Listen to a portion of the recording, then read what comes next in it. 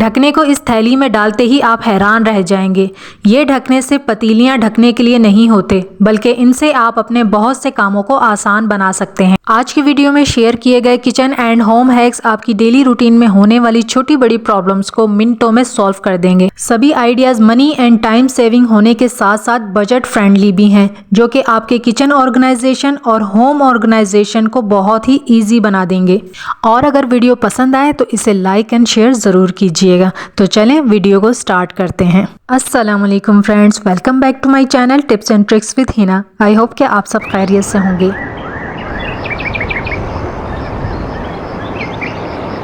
जले हुए चूल्हे को बहुत ही आसानी से साफ़ करने का तरीका आपके साथ शेयर कर रही हूँ। चूल्हे को साफ़ करने के लिए आपको बहुत ज़्यादा वेट नहीं करना पड़ेगा, ना ही आपको चूल्हे को भिगो कर रखना पड़ेगा। मिनटों में इस टिप से आपका चूल्हा बिल्कुल साफ़ हो जाएगा, चमक जाएगा। आपने क्या करना है कि पहले आपने चूल्हे को ऑन कर देना है। उसके बाद हम एक क्लीनर बनाएंगे। 1 टेबल स्पून बेकिंग सोडा लिया है और इसके अंदर 2 टेबल स्पून विनेगर ऐड कर देंगे, सफ़ेद सिरका, और डिश वॉश लिक्विड ऐड कर देंगे। इसके अंदर थोड़ा सा पानी ऐड करेंगे। ये हमारा क्लीनर बनकर तैयार हो गया है, जिससे हम चूल्हे को बहुत ही आसानी से साफ़ कर सकते हैं। सिंपल से इंग्रेडिएंट से हमने ये DIY क्लीनर बनाया है। आप इस क्लीनर को बनाकर भी रख सकते हैं। अगर आपका चूल्हा बार बार जल जाता है या उसके ऊपर दूध उबल जाता है तो आप इस क्लीनर को फ़ौरन से यूज़ कर सकते हैं। चूल्हा हमने थोड़ा सा गर्म कर लिया है। अगर आपने रोटी बनाई है या चूल्हे के ऊपर कोई भी काम किया है, चूल्हा आपका हल्का सा गर्म है, तब भी आप उसको फ़ौरन से क्लीन कर सकते हैं। इस क्लीनर को आपने गरम चूल्हे के ऊपर डाल देना है और हल्का सा स्क्रब करेंगे तो आप देखेंगे आपका चूल्हा मिनटों में बिल्कुल साफ़ हो जाएगा। आपको चूल्हे को साफ़ करने के लिए वेट नहीं करना पड़ेगा, ना ही इसको भिगो कर रखना पड़ेगा। जितने भी जले हुए निशान हैं वो बहुत ही आसानी से फ़ौरन से रिमूव हो जाएंगे अगर आप इस टिप को फॉलो करते हैं। चाहे आपका इलेक्ट्रिक का चूल्हा हो, चाहे गैस का चूल्हा हो, एक ईजी से मेथड को फॉलो करके आप अपने चूल्हे को बिल्कुल नीट एंड क्लीन कर सकते हैं। सॉस की बॉटल को रीयूज़ करने का बहुत ही ज़बरदस्त आइडिया आपके साथ शेयर कर रही हूँ। बॉटल आपने वही चूज़ करनी है जिसकी नेक ऊपर से तंग हो। बॉटल को ऊपर से हमने कट कर लिया है। उसके बाद हमने एक बड़ा कपड़ा लिया है और एक स्टिक ली है। स्टिक को कपड़े के सेंटर में रखा है और स्टिक के साथ इस कपड़े को हमने लपेट दिया है। अब उसके बाद जो हमने बॉटल का कट किया था ऊपर वाला पार्ट, इसको इस तरह से फिक्स कर देंगे। अच्छी तरह से ये फिक्स हो जाएगी, क्योंकि ये इसकी नेक तंग है, नैरो है, तो ये बहुत अच्छी तरह से फिक्स हो जाएगी। कपड़े को आप इस तरह से उल्टा कर लीजिए और ये एक ज़बरदस्त सा पोंछा बनकर तैयार हो गया है। अगर आपकी कमर में दर्द है, आपसे बैठकर पोंछा नहीं लगाया जाता है, तो आप ये जुगाड़ लगा सकते हैं और इस तरह से आप पूरे घर की आराम से मोपिंग कर सकते हैं। घर की क्लीनिंग को बहुत ही आसान बनाने के लिए हमारी ग्रॉसरी में जो बैग्स आते हैं, मैश बैग भी जिन्हें कहा जाता है, उनको मैं पीसेस में कट करके रख लेती हूँ। इसको यूज़ करने का सबसे बड़ा फ़ायदा एक तो ये है कि एक ही बैग से आपको काफ़ी सारे पीसेस मिल जाएंगे और इसका जो मटेरियल है वो बहुत ज़्यादा सॉफ्ट होता है, क्लीनिंग के लिए बेस्ट रहता है। तो यहाँ पर मैंने एक पीस लिया है और इसके ऊपर बिल्कुल थोड़ी सी क्वान्टिटी में मैंने वैसलीन को फैलाकर लगा दिया है अच्छी तरह से, और इस पीस से हम फ्रिज की क्लीनिंग करेंगे। फ्रिज के बाहर की यानी डोर की क्लीनिंग करेंगे। फ्रिज के ऊपर बहुत ज़्यादा दाग धब्बे लग जाते हैं और वाटर के स्टेन्स पड़ जाते हैं और हाथों से बार बार फ्रिज खोलते हैं तो ज़ाहिर है बहुत ज़्यादा गंदा हो जाता है। लेकिन हम क्या करते हैं, फ्रिज को क्लीन करने के लिए कोई भी गीला कपड़े से हम फ्रिज को साफ़ कर देते हैं। लेकिन हमें गीला कपड़ा फ्रिज के ऊपर नहीं यूज़ करना चाहिए। इससे जो है फ्रिज पर एक तो पानी के धब्बे रह जाते हैं, शाइन नहीं आती है फ्रिज के ऊपर, और ये होता है कि फ्रिज के ऊपर जंक भी लग जाता है। तो आप इस तरह का मैश बैग लीजिए, एक तो इससे बहुत अच्छी सी क्लीनिंग हो जाती है, और अगर आप थोड़ी सी इसके ऊपर वैसलीन लगाकर फिर फ्रिज का डोर क्लीन करेंगे ना, तो आप देखिएगा, ट्राई करके ज़रूर देखिएगा कि आपके फ्रिज के ऊपर बहुत ही ज़बरदस्त सी शाइनिंग आ जाएगी। बस अच्छे से आपने फ्रिज को इस क्लॉथ से रब करना है और आप देखेंगे सारी डस्ट रिमूव हो जाएगी, ना इसके ऊपर धब्बे आपको नज़र आएंगे और ना ही जंक लगने का डर होगा। आप देखें मेरा फ्रिज बिल्कुल शाइन कर रहा है। इसी तरह से हम अपने फ्रिज की क्लीनिंग कर सकते हैं और बाकी जो हमारे किचन अप्लायंसेस हैं उनकी भी क्लीनिंग कर सकते हैं। अदरवाइज़ इन पीसीस को आप ऐसे भी यूज़ कर सकते हैं, बस इन्हें काट कर रख लीजिए ताकि इन्हें इस्तेमाल करना आपके लिए आसान रहे। अगर आपको प्याज काटना ज़रा सा भी मुश्किल लगता है, आंखों में जलन होती है, बहुत ज़्यादा आंखों से पानी बहता है, तो आप एक दो काम कर सकते हैं जिसकी वजह से आपके लिए प्याज काटना बहुत ज़्यादा आसान हो जाएगा। सबसे पहला काम तो ये करना है कि प्याज को छीलने के बाद आप थोड़ी देर के लिए पानी में डाल दीजिए और उसके बाद प्याज काटें। आपके लिए प्याज काटना बहुत ज़्यादा आसान हो जाएगा। या आप प्याज को छीलने के बाद फ्रीज़र में रख दीजिए, या फिर सबसे ज़्यादा इजी हैक ये है कि आप एक कपड़ा लें, उसे गीला करके अच्छी तरह से निचोड़ लीजिए और उस कपड़े को आप फैलाएं और उसके ऊपर आप रखकर प्याज काटेंगे तो आप देखेंगे बिल्कुल भी आपकी आंखों में जलन नहीं होगी, ना आंखों से पानी बहेगा और आप इस तरह से ढेरों प्याज आसानी से काट सकेंगे। प्याज काटने का ये बहुत ही आसान तरीका है।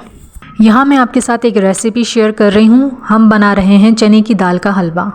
हलवा बनाने के लिए यहाँ पर मैंने 1.5 किलो दाल ली है चने की और इसे पूरी रात मैंने भिगोकर रख दिया था। उसके बाद मैंने इसको उबाल लिया है, अच्छी तरह से गला लिया है। जैसा कि आप देखते हैं बिल्कुल सॉफ्ट हो गई है ये। आप चाहें तो पानी की जगह इसके अंदर दूध डालकर भी इसे गला सकते हैं, जिससे हलवे के अंदर खोए वाला टेस्ट आएगा। अच्छी तरह से गला लेने के बाद अब आपकी मर्ज़ी है, आप इसे या तो ग्राइंडर में ग्राइंड कर लें या फिर इस तरह से घोटने से पीस लें। मैं घोटना इसलिए इस्तेमाल कर रही हूँ कि मुझे दाल बिल्कुल पेस्ट फॉर्म में नहीं चाहिए, मुझे थोड़ी सी दरदरी दाल रखनी है क्योंकि इससे हलवे का टेस्ट बहुत ज़्यादा अच्छा आता है। एक बड़ा बर्तन ले लिया है और इसके अंदर मैंने जो घी इस्तेमाल किया है 1.5 किलो दाल में तकरीबन 1.25 किलो मैंने इसके अंदर घी का इस्तेमाल किया है, यानी कि 1 किलो से थोड़ा सा कम घी लिया है। दाल इसके अंदर डाल के अच्छी तरह से इसको मिक्स कर लेंगे। अब जैसे जैसे दाल का कलर चेंज होता जाएगा मैं आपको दिखाती रहूँगी। तो मिक्स करने के बाद दाल कुछ इस तरह की हो गई है। आप देख रहे हैं कि बहुत ज़्यादा दाल जो है उसकी छींटें जो है ना हमारे हाथों पर आ रही होती हैं और इस स्टेज पर जो है ना बहुत ज़्यादा मुश्किल हो जाता है दाल के अंदर चम्मच चलाना, क्योंकि दाल में हमें हलवा बनाने के लिए इसके अंदर मुसलसल चम्मच हिलाते रहना पड़ता है। तो यहाँ पर मैंने एक हैक किया जो मैं आपके साथ पहले भी शेयर कर चुकी हूँ। एक बॉटल को मैंने नीचे से कट कर लिया है और उसमें हाथ डाल के स्पून पकड़ लिया है। इससे क्या होगा कि हमारा हाथ नहीं जलेगा। अगर आप खीर बनाते हैं या कोई भी ऐसा काम करते हैं ना तो आपके लिए बहुत ज़्यादा आसान हो जाएगा। जब दाल का कलर चेंज हो गया, इसमें से खुशबू आने लगी, ये बिल्कुल भुन गई इस तरह की, तो उसके बाद इसके अंदर मैंने 5 कप चीनी ऐड कर दी है। चीनी मैंने थोड़ी थोड़ी करके ऐड की थी ताकि ये मिक्स हो जाए और मुझे अंदाज़ा रहे कि चीनी एकदम से बहुत ज़्यादा तेज़ ना हो जाए, मीठा तेज़ ना हो जाए। तो इसके अंदर मैंने थोड़ी थोड़ी करके 5 कप चीनी ऐड की है और 1 कप दूध ऐड किया है ताकि चीनी का दाना इसके अंदर ना रहे और वो अच्छी तरह से इसके अंदर मिक्स हो जाए। और दूध डालने से इसके अंदर खोए का टेस्ट भी बहुत ज़्यादा अच्छा आता है। हलवे की थोड़ी सी और भुनाई करेंगे जब तक हलवा बर्तन ना छोड़ दे। चने की दाल के हलवे में बहुत ज़्यादा भुनाई का काम होता है। जितनी अच्छी इसकी भुनाई और कसाई होगी उतना ही हलवा टेस्टी बनकर तैयार होगा। चेक करने का तरीका ये है कि आपने थोड़ा सा हलवा हाथ पर उठाना है, जब ये जमने लगे, हाथ पर चिपके ना, एक दाना सा बन जाए तो इसका मतलब है हलवा रेडी है। उसके बाद एक बर्तन हमने ग्रीस कर लिया है घी से और उसके ऊपर हलवा डालकर और इस तरह से कट लगा देंगे। ये हमारा कतली वाला हलवा बनकर तैयार हो गया है। फर्स्ट टाइम मैंने ये हलवा बनाया था और बहुत अच्छा बना था। नेक्स्ट स्टेप देख लेते हैं। यहाँ पर मैंने एक बर्तन में पानी लिया है और उसे चूल्हे पर रख दिया है गरम करने के लिए। इसके बाद इसमें मैं माल्टे के छिलके डाल दूँगी।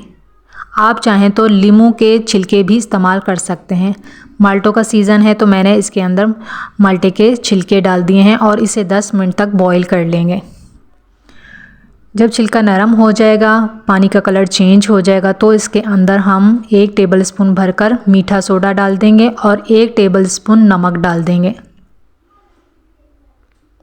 जैसे जैसे ये छिलके बॉईल होंगे तो आप देखेंगे बहुत ही ज़बरदस्त सी खुशबू आपके किचन में फैल जाएगी और इसका कलर भी आप देखें बहुत ज़्यादा प्यारा सा और ब्राइट सा कलर आ गया है। अब इस बर्तन को हमने चूल्हे पर से उतार दिया है और इसे ठंडा कर लिया है। ठंडा करने के बाद इन छिलकों को हम पानी में से निकाल कर अलग कर देंगे क्योंकि हमें सिर्फ पानी का इस्तेमाल करना है। पानी जब ठंडा हो गया तो इसके अंदर हम थोड़ा सा यानी 2 टेबलस्पून के बराबर आपने डिश वॉश लिक्विड ऐड करना है। आप चाहें तो 2 चम्मच या 1 चम्मच इसके अंदर सर्फ भी ऐड कर सकते हैं। ये हमारा बिल्कुल फ्री में ऑल पर्पस क्लीनर बनकर तैयार हो गया है। इसे मैं 2 बॉटल्स में कन्वर्ट कर दूंगी। आधा मैं रखूंगी बर्तन धोने के लिए और यूज़ करूंगी क्लीनिंग के लिए। आधा मैं स्प्रे बॉटल में डालकर रख लूँगी। आप चाहें तो इस क्लीनर को ज़्यादा क्वांटिटी में भी बना सकते हैं और 1 हफ्ते तक इसे इस्तेमाल कर सकते हैं। इस DIY क्लीनर को हम घर की मोपिंग के लिए भी यूज़ कर सकते हैं। सिर्फ 1 कप क्लीनर को पानी में मिक्स और पूरे घर की आसानी से मोपिंग हो जाएगी। स्प्रे बॉटल में जो क्लीनर हमने डालकर रखा है, इससे हम टॉप काउंटर की क्लीनिंग कर सकते हैं, चूल्हे के पीछे की वॉल की क्लीनिंग कर सकते हैं, टेबल के ऊपर शीट है उसके ऊपर कुछ गिर गया है उसकी क्लीनिंग कर सकते हैं। यानी कि काफ़ी तरह से आप इस क्लीनर को यूज़ कर सकते हैं। इस क्लीनर को हम बर्तन धोने के लिए भी इस्तेमाल कर सकते हैं, बिल्कुल सस्ते में, या फिर ये कह लीजिए कि बिल्कुल फ्री में। ये हमारा बर्तन धोने का डिश वॉश लिक्विड बनकर तैयार हो चुका है। बर्तन तो इससे साफ़ हो ही रहे हैं और क्लीनिंग में भी हमारे बहुत ज़्यादा काम आ रहा है। इसके अलावा इस होममेड क्लीनर से हमारे पैसों की भी बचत हो रही है। फ्रेंड्स, अगर अभी तक आपने मेरी वीडियो को लाइक नहीं किया है तो जल्दी से वीडियो को लाइक कर लीजिए और चैनल पर नए हैं तो चैनल को सब्सक्राइब कर लीजिए। इस ढकने को अगर हम पतीली ढकने के लिए यूज़ नहीं करेंगे तो फिर हम इसका क्या करेंगे? इस ढकने को हम एक अलग और अनोखे अंदाज से इस्तेमाल करेंगे। तो यहाँ पर मैंने एक पॉलीथीन लिया है और उसके अंदर ढकने को डालकर इस तरह से फोल्ड कर लिया है। इसे हम कैसे यूज़ करेंगे, चलें देखते हैं। हमारे घरों में इस्तेमाल होने वाले मोटे और भारी कंबल या कालीन अगर मैले हो जाते हैं तो उसे हम किस तरह से बग़ैर धोए और बग़ैर मेहनत के आसानी से साफ़ कर सकते हैं इस हैक के ज़रिए। ना आपको भारी भारी कंबल और कालीन उठाने पड़ेंगे और ना ही आपको हाथों को थकाने की ज़रूरत पड़ेगी। आपने क्या करना है कि जहाँ भी अगर कोई चीज़ गिर गई है, धब्बा लगा हुआ है, तो आपने हल्का सा पानी का स्प्रे करना है और उस धब्बे के ऊपर आपने थोड़ा सा नमक डाल देना है। फिर आपने थैली के अंदर पतीली का ढकना डालना है और इस तरह से आपने जो भी निशान है उसके ऊपर रब करना है। जैसे जैसे आप रब करते जाएंगे आप देखेंगे कि नमक का कलर चेंज होने लगेगा और धब्बा जो है वो बिल्कुल रिमूव हो जाएगा और कोई स्टेन आपको नज़र नहीं आएगा। नमक को झाड़ लीजिए और फ़ैन को ऑन कर दीजिए। इस तरह से जो है ये फ़ौरन से ड्राई भी हो जाएगा और निशान भी गायब हो जाएंगे। अब आप कहेंगे कि हम किसी कपड़े का भी इस्तेमाल कर सकते हैं इस धब्बे को रिमूव करने के लिए। जी बिल्कुल कर सकते हैं, लेकिन बड़ा ब्लैंकेट है या बड़ा कालीन है उसे बग़ैर धोए क्लीन करने के लिए ये ढकने का इस्तेमाल ही आपके लिए बहुत ज़्यादा आसान रहेगा। बेकिंग सोडा डाल दीजिए या फिर नमक डाल दीजिए और इस तरह से ढकने से पूरा ब्लैंकेट रब कर लीजिए। मिनटों में सारा साफ़ हो जाएगा और स्मेल भी रिमूव हो जाएगी। नेक्स्ट वीडियो में मिलूंगी न्यू टिप्स एंड ट्रिक्स के साथ। Thanks for watching. अल्लाह हाफिज़।